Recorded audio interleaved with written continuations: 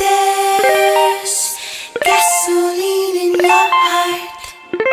There's fire in mine.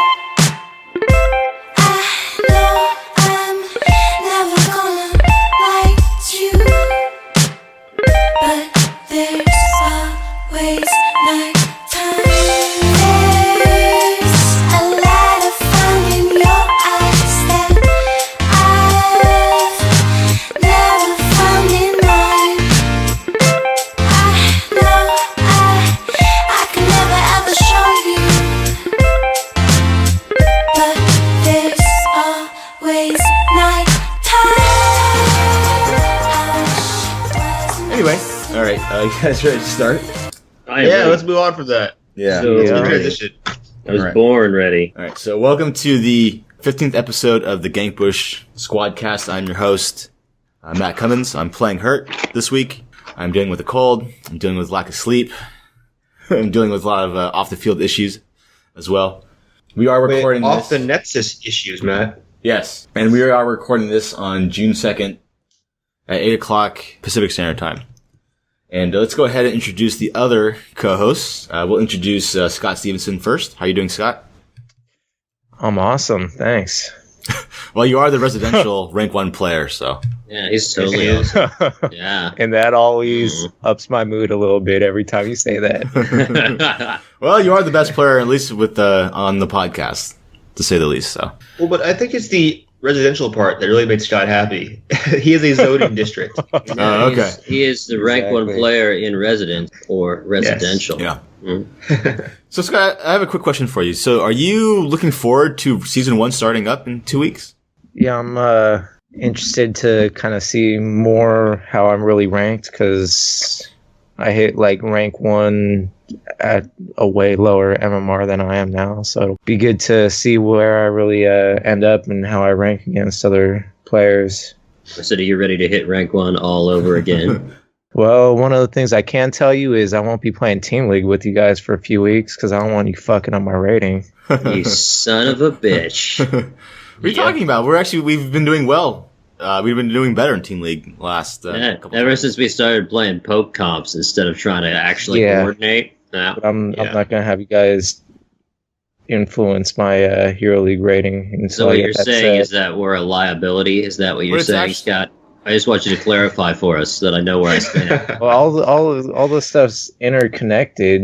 You know, the Hero League and Quick Match ratings affect Team League. Team League, I think, helps or affects Hero League rating to a certain extent. So I just want to get myself kind of set first with that.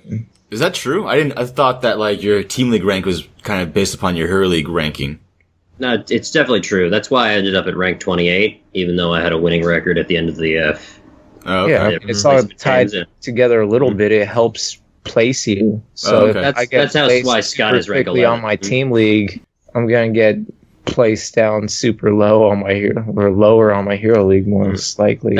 Yeah, that's how Scott ended up at rank 11, because his Hero League rating was so high, whereas I had no competitive rating other than like the 2 Team League games that I played before I said F this. And so mine was just raw rating. It was just like, oh, here you go. That's where you go. Whereas it was like Scott, it was like, oh, this guy's an anomaly. Let's put him all the way up here. Scott, are you actually like practicing new characters at all, or are you just doing whatever? I don't have as much time now that I have a job, so I've been mainly working on getting quests done. I haven't even been playing that much Hero League, but Funny I how that bought works, Tracer. I'm gonna start working on her and getting leveled up and add her to In about an the hour, repertoire. right? Right after this, it's Tracer time. Oh yeah, if you guys are down for games. I'm down. Yeah. I mean, I would bet $7 for this. Oh, man. Scott, you're stealing my thunder. All right. So speaking of that, let's go ahead and I'm talk. supposed to be the residential Tracer player. All right. Let's go ahead and introduce David Dunn. How are you doing, David? Doing all right. It's been a little bit of a stressful week, but I'm looking forward to playing a little Heroes of the Storm. So Playing I have a little question. Tracer. I have a question. In all sincerity, when is there not a stressful week for you? I'll get back to you when I have one. We've done 15 of these, or 16 of these, and it seems as though every time we talk on the podcast, it's always like a stressful week for you. Well, it's an election year. What can I say? Yeah. Maybe we should do a special podcast for like we do a election recap. We could comment on the election like as the results are coming, and we'll cast it like it's like an esports event. Yeah. All of us. Yeah. We'll wear Do suits and highlights. ties. We'll talk to Gillyweed and we'll bring Only her the on. Korean casters wear suits and ties. Interestingly enough, they're way more professional than like anybody else. It's so funny. Yeah. Well, the Well, European they're more the ones important who to make them. the sport the most serious. Yeah, you can tell they're the most serious because they win everything. So just a random note is that speaking of that, I was watching the latest Caldor video, and someone kept giving him money. He kept because he broadcasts on Twitch, and this one guy kept giving him like $500 donations throughout like one 3-game match, and he ended up having like $2,800. This one guy gave him $2,800 in donations throughout. a like, single dude, Yeah. or all of them together. No, and just one dude. guy's One dude dropping kept it. giving him like Yeah. one dude. Once he would give him like a $500 donation, then like 10 minutes later he would give him a $1,000 donation, and then next match $500. And Caldor is really, really. It was really fun to watch his reaction to all the money that he got. But good for him. He actually does a really good job broadcasting pro level games. I have a friend who is a hot girl who plays like scary horror games on the interwebs, and she really hates scary horror games, but people keep donating them to her because she's funny how she reacts to them. Yeah. And she will make sometimes $500-$600 a stream just freaking out to horror There's men games like that she watching did girls not pay freak for. out. Hot girls. Yeah, I can see that. There's gonna be all kinds of feminist groups commenting on this download, telling me what a bastard I am, probably. Well, that'd be good. It's showbiz. What can I say? Yeah. That's how it goes. Like I'm not pretty enough for it either. Yeah. That's why we're on radio, guys. Yeah. Podcast. I don't even have a voice for radio. I mean, god damn it. If I couldn't play Heroes of the Storm, I'd just be fucked up. Yeah, as someone who's listened to about 30 hours of our us talking, the best voice is easily Scott's by far, because when I'm awesome. because when I'm doing the editing, very rarely do I have to mess with his voice. Everyone else's voice I have to mess around with. So with his is pretty. When he's not sick anyway, his voice is really good. Do we have reproducible mistakes in our voice that you recognize? Yeah, when you guys are talking, like every time you guys talk, I hear it and I'm like, oh, I have to edit that out. Because like if you, like I said, if you listen to 30 hours of people talking, you learn about their tics and stuff like that. Yeah, like Pat tends to repeat the same noun back to back a lot. Oh. Like Pat will say like I believe, or Scott will, or David will do. He'll do ums a lot when he doesn't know what to say, but he'll just keep talking anyway. I lose my train of thought in the Yeah. middle of a sentence fairly frequently. I'm aware of that. But, So I'm flawed in that manner. Yeah. So, but anyway, all right. Let's go ahead and introduce our last co-host, and that is Patrick Cummins. How are you? Hey, I'm doing really good. And since Dan is not here, welcome to the Netsis. Oh God. Ha! We should have done a Dan Commons is off tonight thing, Yeah. like we were doing the weather. Yeah. But yeah, I'm doing really good. I'm playing a lot more HOTS now. I'm waking up earlier in the morning and playing on the American evening time. So it's good. Why? Why are you playing more HOTS? Because I have more time. My boss is out in Japan right now. Oh, nice. Ducking out on work a little bit to play HOTS. I like it. Well, I did Hopefully stop your in boss HOTS at 9 listens to the o'clock with David. podcast. I did duck out of work at 9 a.m. to play HOTS with David, but yeah, Played a little ARAM. There was some wind time going on. it was. Nice. Pat was playing Murky. A rare Dang. situation. Yeah, crushing people with Murky on Yep. Lost Cavern. I feel like I He's should got to get be really better. good on that map, right? He is, He yeah. is. Because he can Fantastic. stop the push infinitely. So he buys time for you to respawn, and then you just re-push and slam people. I feel like I need to get better at Murky. I think Murky's actually a viable character in some situations. Oh, he's totally viable. I have like an 80% win rate with Murky, but I attribute that partially to him just being really weird, and so a lot of people just don't know how to counter him. And I think Lost Vikings are a little bit the same way. Like, they have a hugely high win percentage, but it's really inflated because they're so rare to see. It's kind of like being a left-handed fencer. You know, you're playing normal people all the time, but they never get to fence you, so it's like they're all discombobulated by it. Actually, Murky filled a very similar role to Gazlo of soaking two lanes and pushing. Mhm. That's his main route to victory. That is his main role, and the Vikings as well. do the same thing, except with 3 lanes, basically, right? And they just Yeah. don't go to objective, and they soak everything. And Okay. So Matt would really enjoy Murky. Yeah, And no, then I you play- have him at level 6, but I haven't played him in forever. I love him. I have his little marine skin, and I ride the vulture bike in the red on it. So he's I love it. He hangs on for dear life on those handlebars. It's so good. So let's go ahead and talk about, if you want to follow us on Twitter, we're at GankBush Squad. If we are on iTunes, you can go to iTunes and look for GankBush Squadcast and you'll find us on iTunes. We're also on Stitcher. If you want to find, the podcast can also be found at gankbushsquad.com. There you'll find the show notes and a breakdown of all the things that we talk about. And we also link to our YouTube channel where Dan is the only one that posts videos pretty much. And also if you have any questions for us, you can email us at podcast@gankbushsquad.com.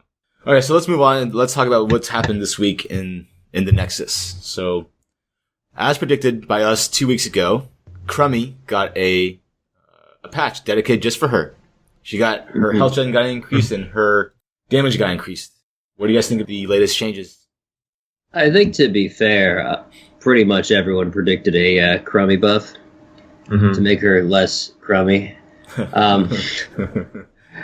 But Crummy is getting a buff. I'm not sure about this buff, personally, because a lot of times when you go this route with buffs, like what they do is they just gave her more damage. A little more damage, a little bit more stats. They've got to be careful with doing that, because the real problem with Crummy is just her usability is very low because of the huge cast delays. And so I feel like doing this, they may just eventually overcompensate, trying to give her more damage, give her more stats to do this, and she may just become some kind of hulking juggernaut artillery platform horrendous thing, right? Like where you just, to balance this ability, it may just be that you just one-shot people with it, right? Like, because it's so easy to dodge that it just has to do huge amounts of damage when it hits, and that's going to make her very frustrating to play against, and possibly just sort of, she may just hit a point where like she's underpowered, hugely overpowered, just it's a tipping point. So, for that reason, I'm not a huge fan of her current design.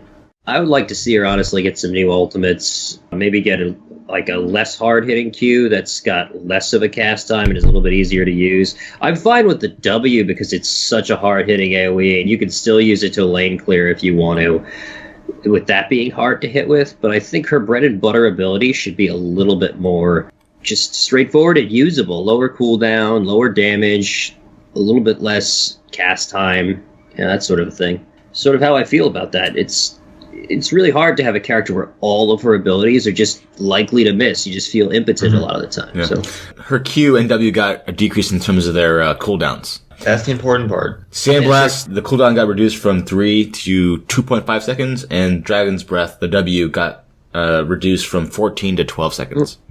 and that'll make her feel a little bit more active, but it's not going to make her hit any more frequently with those abilities, like by percentage of shots fired. Like, she'll fire more shots, but she's still going to miss the same amount of the time. Yeah, like she hits, half the time, but you're firing more shots, you're going to hit more people. That's what they're doing. You're going to hit It's really showing that they say, hey, this is an artillery character. She didn't have long cast times. She didn't have high damage. They're showing their intent for the character. This is the role they want her to fill. Her overall win rate is 35.6%. That's almost 4 percentage points higher than it was in the last podcast we did. So I don't know if that's attributable. Yeah, but I think that happened before the patch landed, didn't it? Yeah, I think been so too. steadily just going up from people kind of playing her and getting a little better at her. Yeah. But I mean, that being said, still 35%, 32% or whatever she was last week. It's really low. It's really bad. Yeah, if she were 45% and she'd gone up to 48%, I might say, no problem. It'll work itself out. Yeah, I mean, she's really not going to be effective until they reduce the delay after cast for Q and W. They're just too long right now. You know what's funny? Oh, sorry. But you know what's funny? That the second lowest win rate character is Muradin. Yeah. That's crazy. Yeah. He did get meta shift a little bit last patch. He was adjusted. Yeah, but he's still really good, though. Or am I wrong? So you think. The Nurse's Stone form hurt him. Mm-hmm. Yeah, the nerf to Stormform was probably the biggest nerf for him. You have to play more conservative. You can't just go take it, a ton of damage and, that's But it. that's what he did best. He went there with Reckless Abandon, and he That was tanked. kind of his thing, is he would just kind of walk in and throw a hammer when he got point-blank range to someone, and that was how he initiated. And I think also just that the meta shift being very AoE heavy right now, it's much easier to just keep him in combat so that his passive just kind of never kicks in if you're in a long fight. Well, I guess you're right, because I'm looking at Hero League for Platinum and Master level, and his win rate is 47%. Maybe he is not that good anymore. Maybe I'm wrong. But I know it's weird. So we feel that he is right, I but think he's really good. He's still good. He's just, I guess a lot of the pros would probably say he was the best tank in the game. Now he's maybe more ETC? contested. Mm-hmm. I think there's better options now. Who is the best tank in the game? the ETC groupies build, that's really good. What I build think is that is Wait, part of the AoE meta as well, is that ETC locks down a lot of people, and then you blow them up with AoE. What kind of build is that, Pat? Is when you go with the Prod Rock at level 1 to make the regen globes increase your guitar solo. And then at 13 you go with groupies so that your guitar solo heals everyone around you in AoE. So you become like a mini Karazim. And the heal is really, really, really powerful if you go Prod Rock to make the heal buff. That build's useful in like quick match when you don't have a healer. When in regular games, it's not as useful. I mean, those two abilities themselves combo really well together, but you give up a huge amount of your initiation and your tank ability to pick those up in Hero League games. Rexar has the highest win rate, but he's only been played in 700 games this past week. But after ETC is the next highest win rate character, but after that, it's Chen. That's crazy. His barrel's always been good. It's just, I don't know. He has trouble, I think, doing what Muradin did really well, which was core level initiation is not that strong until you get barrel. His crowd control ability is not good until he hits 16 with pressure point, whereas kick slows. He can help clean up then, but really he's very reliant on that barrel ultimate. And Yeah. I really don't like his other ultimate is, I think, pretty terrible. I think it kind of just makes him reduces if you're his about utility when 6 you months split. ago was considered the superior ultimate. Yeah. I mean, if you're about to die, you can Really? pop that ultimate and you can be alive. Yeah, you can survive with it, but it doesn't really help you perform your function as a tank, which is to disrupt the enemy team. Yeah. I mean, when I play Chen, I always get the Wandering Keg anyway because it has more utility. But I can see why the other ultimate of turning into 3 little mini pandas can be viable. Mini pandas. Yeah. I think it's the more fun of the ultimates, like from a lore perspective and just a coolness perspective. Like, who doesn't want to become 3 elemental pandas? Those pandas just don't really hit that hard. So Yeah. it just seems kind of like a To me, it's a survivability bonus slash ult. escape yeah. Yeah. pulled out. And he doesn't, like, if you're running away as a tank, you've kind of lost. Does anyone else have anything else to add about Crummy at all? Or Well, yeah, I just said that they want her to be like that. We're all complaining about her long cast delays. Blizzard says, yeah, that's the intent.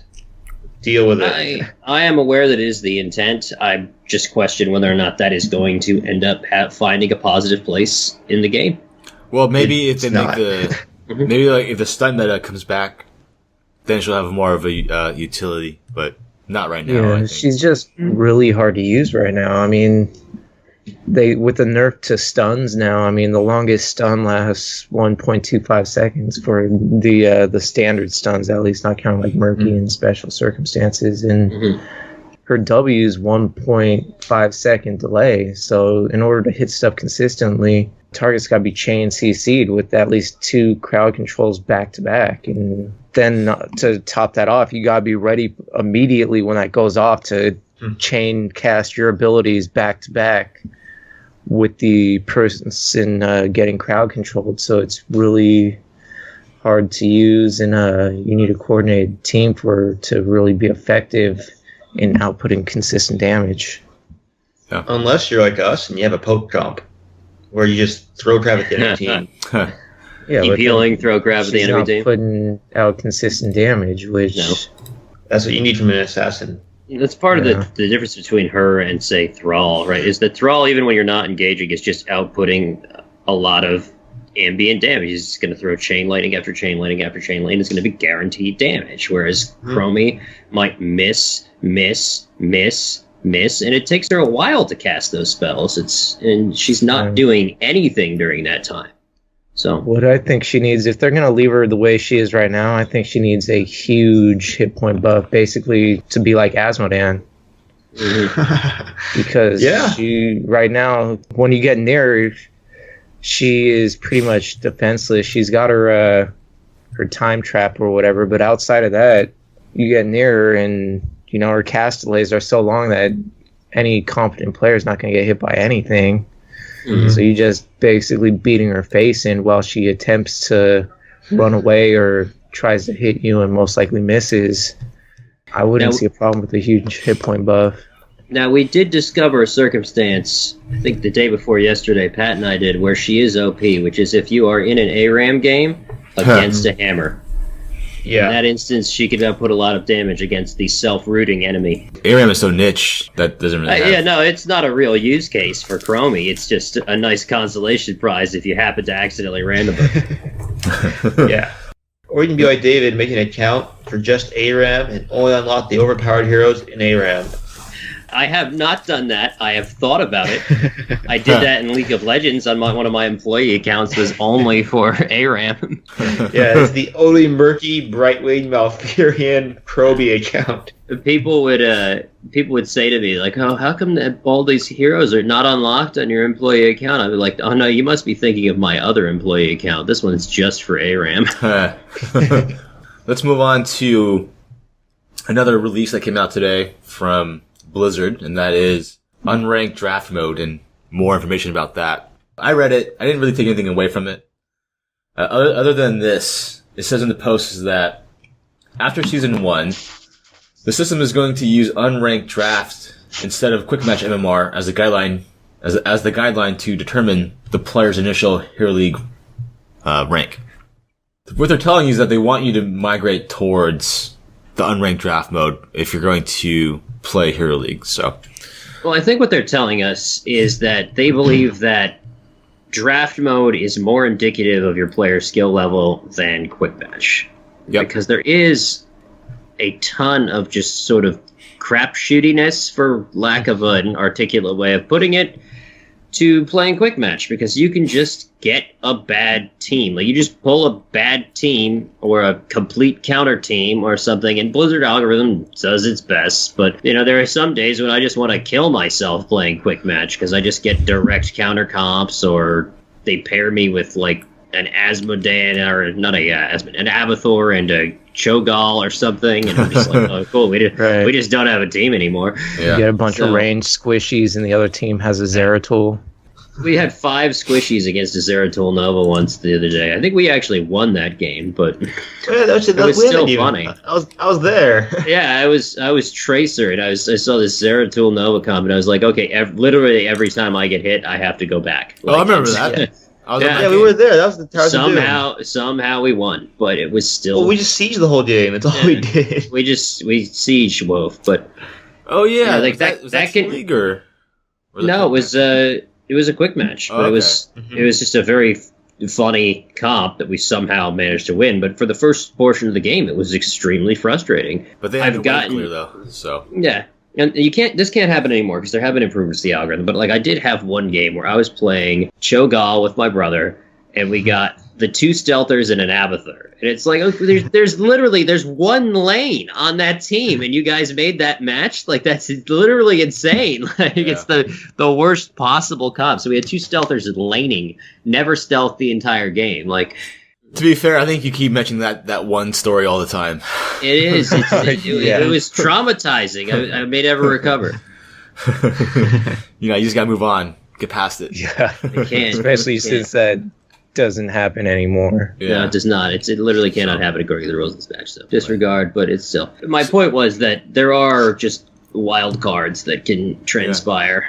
It doesn't say in the article when it's going to get released, but I assume it's going to get released at Season 1, right? Same time as that. I would assume that's when they're going to do it. And I'll probably play that mode. It'll make me play Rexar less. Yeah. So, David, do you think it's actually going to, since you can't play Team League with us anymore, because Scott's going on a embargo for the month of June and July, but are you going to play Hero League now for I'll probably play Hero League this coming season. Now that I know there are going to be seasonal rewards, and that the seasonal rewards are actually, like, they're obtainable even for a noob like me, I will probably play it, because there's no downside to playing it, really. Like, especially since Quick Match is moving to the draft system, which I will play anyway. So it seems like I just should bite the bullet and do it, so I probably will. This is going to be great, because now we actually talk to you every week. You know, how's it going in Hero League, and we can hear about how much flaming there is and all that other BS that comes along. Well, I know how much there is. You know, I worked on League of Legends. I've been in that ecosystem before. That's why I avoided it the first time, but... You couldn't really win any rewards in League of Legends. It's very, very difficult to win those rewards, and they're very, very niche. It's because they don't have like mounts to give people and so forth. So let's talk about our last topic to the listeners out there. This is going to be a really, really short episode because I am really, really tired, and I'm very, very sick. Let's talk about our last topic today, and this is something that Pat wanted to talk about, was the evolution of the GankBush Squad in Team League. So go ahead and take it, Pat. So yeah, we do Team League, the 5 of us. And when we first did Team League, we did really well. Then once we got an actual ranking, not so well. Well, I think we did so well because they didn't know where to put us, and they gave us some easy matches. Exactly. So now we're fighting team comps who are comparable to us, and we're losing quite a bit. So we had to stop and think, why are we losing? So when you analyze the games, we do very well, levels 1 to 10. And after 10, we fall apart. It's mostly because we have 5 different players at 5 very different MMRs. So when we see a target, we all prioritize different targets. We do, because we say, oh yeah, Dan being the Vala says, I'm in the back, I'm shooting their Muradin because I want to deal any damage that I can do, while Stott's in the back line focusing the Morales. And when we do that, no one dies, except us. So we started to think about how to win the game. And we realized that we can't do really strong dive comps because it requires all of us to be able to know who to focus and when in a very small time period, which we don't do very well. We had to instead say, okay, we had to go long fights and gradually just output raw damage to the team. Just as David said, AoE meta. AoE them so that the Morales can't point heal them all, and eventually they die.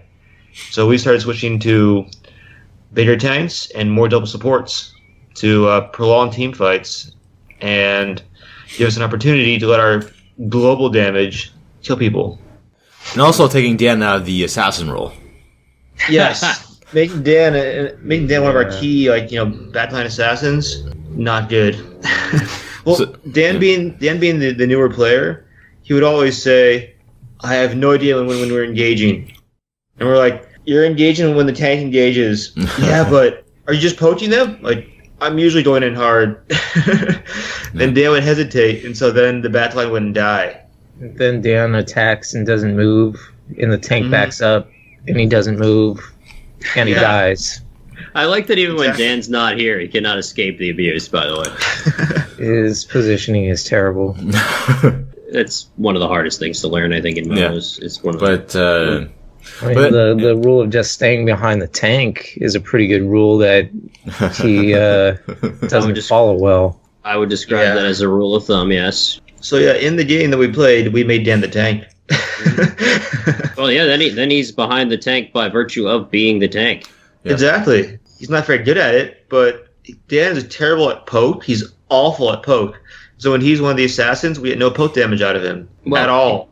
He actually hit some pretty clutch mosh pits when he was playing ETC. So yeah, but exactly. I mean, in all fairness, I mean there are things that I do wrong. Like there are times where I'm usually Rhaegar, and I'm very, very pessimistic about entering fights because I don't want to get blown up. So my hero damage is always really low. Because I just tend to roam around in the back line, not really trying to engage at all. That is practice in watching opposing team cooldowns. Yeah. Once you see the stuns out, you are free to roam around them all you want. You have a good, 8 seconds of melee time. Yeah. You can do your dive wolf bites on Yeah. people and stuff. That's why I like Deploy turrets. since I've been sick the past few days, I've been watching Caldor and watching all these pro players, and every team has a Rhaegar, pretty much. And so when I watch the games, I just watch the Rhaegar play now. I'm just watching. I don't even care what's going on in the game. I just watch what Rhaegar's doing. That's a very good. No, that's good. That's a really good way to Just learn. seeing what, That's when a does fantastic he way to learn. engage, and just go with that. And knowing your opponent's abilities is a very important skill in MOBAs in general, and knowing what they do and generally what their cooldown is and so forth. For example, when you are playing certain roles or when there are certain heroes on the enemy team, you need to save certain abilities to counter other abilities. You can't just use them willy-nilly. Most of the time what you're talking about is like an ETC or someone who's going to have like a very like significant ability. If you're, for example, playing a Diablo, you're not going to take lightning breath against a Zagara because you're just going to set yourself up for a counter ult every time. Stuff like that. It's like the learning curve ramps up as the number of champions increase on the higher levels, and it's just sort of part of MOBAs. It's what keeps them interesting for the people involved, but it also can create a barrier to entry as time goes on. So, double-edged sword. Yeah, and to be fair, David sometimes gets caught out, overextending sometimes. But it does. I don't want to make it sound like that Dan's the reason why we were losing. That's all. Like, there are times where Scott tells Pat to do something and Pat doesn't do it. Yeah. So, we all contributed to our losing ways. So wait, why are we so benevolent towards Dan? The one show he's not here. No, I'm just trying to be honest. Like, I don't want people who listen to this think that the reason why we lose or we had a losing streak is because Dan wasn't doing a good job. Part of that is his fault, but like part of it is like Scott tells Pat, "Hey, we're gonna do this gank over here," and Pat is laning still. You know. So that rarely happens, by the way. That's usually somebody else besides Pat. I know, but I'm just saying. That there are times. All I'm trying to say is that it's not just one individual. That's all. We all like one of the games we played a couple days ago. I said, "Hey, I was dead at this point from Team Battle." I'm like, "Hey, they're probably creeping this camp above us. Go check it." And David runs the to wrong the way. camp and face checks it from their side. Yeah. And there was like three of them one there. time that happened. Yeah, well, I was like, "Hey, go check this bush. They are probably there." And he went in from their side and it just basically suicided. So I guess what I'm trying to say, or the whole point of this topic was when season 1 starts, I'm sure a lot of people are going to start playing more Team League. And when you're playing Team League, after you get ranked, so after the first 20 games or so, you want to be honest about your team comp and what you and your other 4 teammates can do and can't do. Be honest about what your limitations are and what your strengths are. Play to your strengths. Yeah, and just go with that. So that's what we ended up doing. Is that's why we like doing the we like having Scott in the Tyrande role, because that's pretty much a role that can do everything. Like that character can do a little bit of healing, can do some good amount of damage, it can do stuns, Scouting. Yeah, it can do a lot of things. Scouting is very important. That's why we build around. Usually now, I think how it's going to go moving forward. Maybe in August when we all play Team League again. Like, we'll have Dan be the tank, and then I'll be the healer, and then Scott can be like the Tyrande, and then Pat and David can fill where needed. That was the whole idea. So that I think part of it was also that we just sort of failed to adapt through the shifting meta. We were still trying to play our old comps when kind of the pendulum had just swung a different direction, and it wasn't working out for us. Right. Well, like during our unranked part where we were kind of getting our first couple matches, and we did a decent amount of like protect hammer comps. Yep. Yeah. And while we still play those every once in a while now, it's a lot harder to play them now because we were playing them before like Li Ming and some of the other heroes who are really good at poking from a distance where you can even outrange hammer. Yeah, they counter hammer really well, where when we were playing originally they weren't implemented yet. We can't talk about Team League for a while because Scott won't play with us again. Probably for the month of June. Oh, okay. So I get my So Scott, are you going to be like when I think June 14th or is it June 16th? One of those 2 days is when season 1 begins. Are you going to start playing like right away? I gotta make sure to keep up with my quests, but probably on the weekends I'll be going hard on Hero League. So that's another topic that people talk about, is that on weekends the gameplay is way more variable than during the week.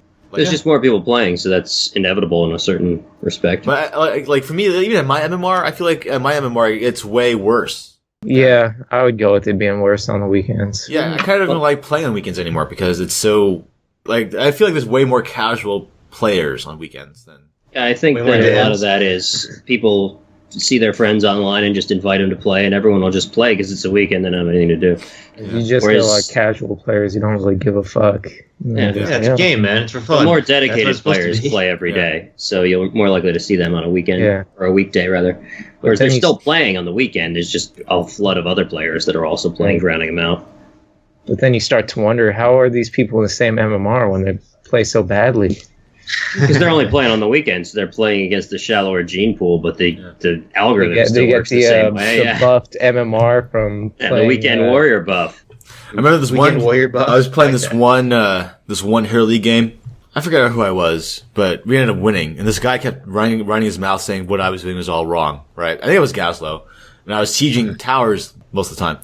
And we ended up winning because what I ended up doing was that I sieged the bottom tower, which is connected to the to our the boss. So basically, it created a win condition. So we got the boss. It was on Spire Queen. Mm-hmm. I took out the top fort in the top keep. So if we got boss, we can just push right in and get a win condition, right? So anyway, during the match, this guy was running his mouth like, why is Gazlo doing that? We should be going after mid or something like that. And I was like, I wasn't even talking to him. And then after the game ends, after we won, I go check out his HOTS log. And that was his first Hero League game since like December of 2015. And he hasn't played since. He hasn't played since then. And he's telling me what I was doing was all wrong. And that was on the weekend, by the way. That's the internet, Matt. Yeah. Where everyone's dumb but me. Yeah, pretty much. There's a lot of that on the internet. So, but where there's no accountability. Yeah. It's the lower MMR where people blame other people a lot rather than. I think we could reform the internet if we were to implement a punch in the face button that has a very long cooldown. So if everyone knew they were in danger of being punched in the face over the internet, they might be able to reform their behavior. You know what I want? I want this. I want a situation where you can actually rate how good the player was in terms of cooperation at the end of a game. That's really a good idea. And then you can actually like play with people with the same MMR as you, but that have high levels of communication or high levels of cooperation. Because there are players that like cooperation, bud. You know, but like like you can rate like the positive experience you had with that player. If you're actually a good team player, you can actually be joined together with people in your same MMR that also have the same high level of cooperation. There's a system like that in League of Legends, actually. You can provide commendations at the end of a game. You can rate someone if you thought that they were a pleasure to play with, or if they were a good leader, or so on. There's 3 different ones. And then there's also ones you could give your opponent called honorable opponent if they're just not a cock during the game. It actually, based on how much honor you accrue, it gives you different rewards. Because there are times when I play Hero League with Dan where we have people at our MMR, which is low. You know, both me and Dan are low MMR. But there are players, sometimes like we get players that are really cool and listen to what we're saying, right? And we win. And there are times where players just do their own thing and die a lot. Mm-hmm. And I feel like those players should not be playing, like those players that do that should be playing with other players that do that. And just in general, incentivizing good behavior is at least as impactful, if not more impactful, as punishing bad behavior. Just statistically speaking, from the studies that have been done in video games, even if the positive commendations don't have any practical effect, they're actually still effective. So I'm surprised that Heroes of the Storm actually does not have a commendation system. Yet, until they listen to us. No, I think that they will at some point, certainly. Speaking of things they might have, certainly, I think an interesting thing, actually, is, they've been talking a little bit since the last BlizzCon. We haven't heard much about it since then, but they were talking about arena mode and different arena modes, and they did release the Lost Cavern, which has sort of a different kind of game mode, like a more like fun, silly kind of thing to it. But one of the things that they've kind of introduced first in Hearthstone and now in Overwatch is actually the Brawl mode. In Hearthstone, it's called Tavern Brawl, and I think it's just called Weekly Brawl in Overwatch, rather. And it's these sort of like fun game modes. They're not meant to be skill based. They're mostly supposed to be kind of like slapsticky and a little bit more just driven by cool, funny mechanics. Mm-hmm. And I'm wondering when they're going to bring that to Heroes of the Storm, because I would not be surprised if they do. if it's ARAM some weeks and if it's, some other game type some other week. Because Dota and Dota-like games actually have like a long tradition of this. There's a lot of very silly game modes that you can play in Dota, and in League of Legends, for example, had Ultra Rapid Fire mode, which is based on a Dota game mode that just removes all cooldowns and mana costs from spells. There's one where everyone plays the same hero on both sides. ARAM actually started as one of these modes that would just turn off the other two lanes. And so on and so forth. And I think these are really fun things to play occasionally, and rotating them so that they're not all there all the time, which, creates a situation where people are kind of starved for, they have too much choice and they get kind of choice paralysis. They either only play the core game or they never have a community in their own like niche because there's just not enough people, is actually a really cool way of handling it, where you just have these rotating gimmick matches that some people really enjoy playing and that some people can just queue into that are fun. So I'm wondering if they're seeing Arena as kind of that, because I know they were talking about having Arena matches where you would have 5 of the same hero, for example, and saying that, like heroes like Abathur will have to be removed for that because you can't just 5 symbiote slug, or you get slug slap fights. Yeah, exactly. It's Abathur slap fight where you just had each other. 4 hats on one Abathur, and then he charges in. And slaps, he tunnels into the back line. I'm wondering if they're going to do more stuff like that, like if Arena mode is going to become kind of like a Tavern Brawl kind of mode, where like they'll have Mirror Match some weeks and Rapid Fire some other weeks and so forth. I think that could be really cool. I would like to see that. Yeah. I am with that. That would be a way to bring in this kind of foreign event into the game, where it's like all the rules are broken. That's what Tavern Brawl is in Hearthstone. You're right. Yeah, and I really like a game like ARAM because they're so low pressure, and they're like a lot of times they're not very like the games don't last very long because it's like there's such momentum to them. Like they tip very quickly generally. It's not like you can split push and counter or try a comeback mechanic, right? You just get crushed. So they're silly and they're fun. They involve a lot of screaming. They feel almost like a Smash Brothers match, with like bombs on frequent or something.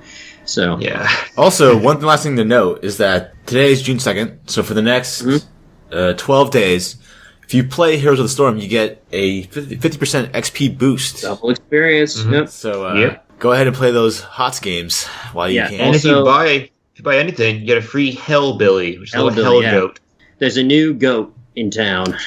For the pre-release, it was the Wonder Billy, and then they had the Billy the Kid, which is like the lame Wonder Billy, and then now they have the Hellbilly. So, and also there is a new bundle out, which is a very affordable way to stock up on a whole bunch of kind of classic heroes, which is kind of cool. Yeah, we're actually not. Yeah, we're not actually. We don't work for Blizzard at all, so there's no.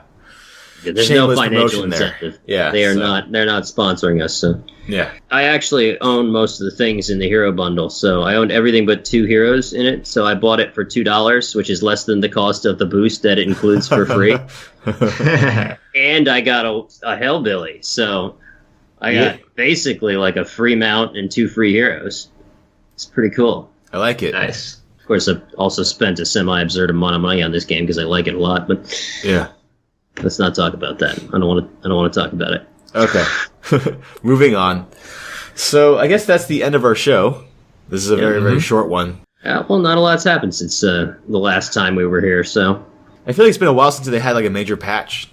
I think that's because it's the end of the season. I think we're going to see the next big patch on this turn of season at this point. Like, Crummy needed a little buff. They gave her a little nudge. They put out their anniversary special. They put out a new Billy. They're doing some housekeeping, but I think they're saving for that real like turnover milestone point. And this is a milestone, but it's more like an emotional milestone, right? It's like, oh, we made it a year. We're having lots of players. Things are good. It's fun. Here, have an icon. Like, it's not like a competitive event. So when they turn over the season, I think that's going to be when we're going to see like the really big balance push. I wouldn't be surprised if we see like another giant patch, like a bunch of big remakes and stuff. I hope they do Thrall, but I'll cry when they do it, that kind of thing. Well, they've been kind of slowly over the last couple months tweaking people, so... Yep. And Thrall is kind of overdue for that. Where everybody's at. Maybe, but Thrall is still, he's still the old paradigm here. Like, he's got Bolt of the Storm as a spell, and still has a lot of stackable Bolt of the Storm is awesome on him. Oh, yeah, it definitely is. I always take it, but They were talking about how they really wanted that kind of the genericized talents out of the game, and I think that eventually he's going to lose it, just like everyone else. Or they it's just not call really it generic if Stronghold. it's taken away from everybody else. That's true, but it is Becomes still unique. on Sunday. Yeah, that's true. So one person gets to keep it. Yeah, exactly. Maybe it's Thrall. Same as Sprint, right? Toronto and Diablo keep Sprint. That's theirs. Well, that's the end of the show, and Win time, man. The win Oh, yeah. time Yeah, moment. what was our win time moment? That What was is our time? The coins. last- Those 30 coins we got. Oh, yeah, Oh, that's yeah. right. Yeah, that was a good win time. Was that only between David, myself, and Dan? I think Scott wasn't there. Scott No, I there, was but- playing. I think it was Yeah. the three of us playing. But it was All right, the then, last Scott, go man on. Who were, Tell the story. was our pickup. It was our one guy who wasn't in the group was the last man standing, the Leoric, who got 36, picked up 36 coins because everyone had died and all the coins on the map at that point were in the one remaining opponent's inventory. And in comes this Leoric. And finally, just that last skill to swing just literally covers the screen in coins. And he goes and does the victory spin as he's picking them up, takes the total piss before going for the last turn-in. Yeah. And then he says, "Hey guys, I'm taking these home." And I'm he TP's taking him back. home, and TP's back with 36 coins. Yeah. Not turning it in, just hold it up. He wants to enjoy these coins for a while. Yep. Ending it's the Yeah. Skeleton King, and he's rich as shit. Yeah. So. The whole coffers of the kingdom in his pockets. Okay. Well, It was on that beautiful. note, we will say goodbye. Yeah, and I'll see you in the Nexus. Yeah, we will. We will all see you in the Nexus. Maybe not me. 'cause In I'm channel sick. win time. Find us there. We're not there Hashtag yet. win Pat. time. We're not there And yet. only Hey. us there. We got to do Also, that at some. Plug it, man. Dan's gone. I gotta plug All it. right, I'm gonna slash join win time right now and see how many people are There's in no- it. It's gonna be there's like Is it win time gonna be one word or two words? it's one one word. word. It's one word. It's win time. Got Win it. time, man. So again, if you want to, you can follow us on Twitter at GankBush Squad. You can find us on you can find us on iTunes if you do a search for GankBush Squadcast. You can also find us at gankbushsquad.com. There you'll find the show notes as well. You find links to our YouTube channel, and you also find links to our email if you want to email us. I feel as though we got an email like a week or two ago. We haven't got one since. We need more, especially at times like these when there's not really much going on. It can definitely help us out with the content. Give us topics to talk about. We'll talk about them. Yeah, I if you love want us it. to bash Dan again, we can totally do that for you too. We love I doing believe that. that resulted in a 20-minute special feature of just mean-spiritedness to Dan. Well, it was actually So- 30 minutes, but I had to cut it down because it got too mean. It's just crossed the line. Lines were crossed. Even for me, it was too much. I just had to be honest. And Dan was like, What are you talking about? I don't do that. And it's like, I see you do that every game, Dan. Yeah. So I don't want to bring it up. But then he's like, no, that doesn't happen.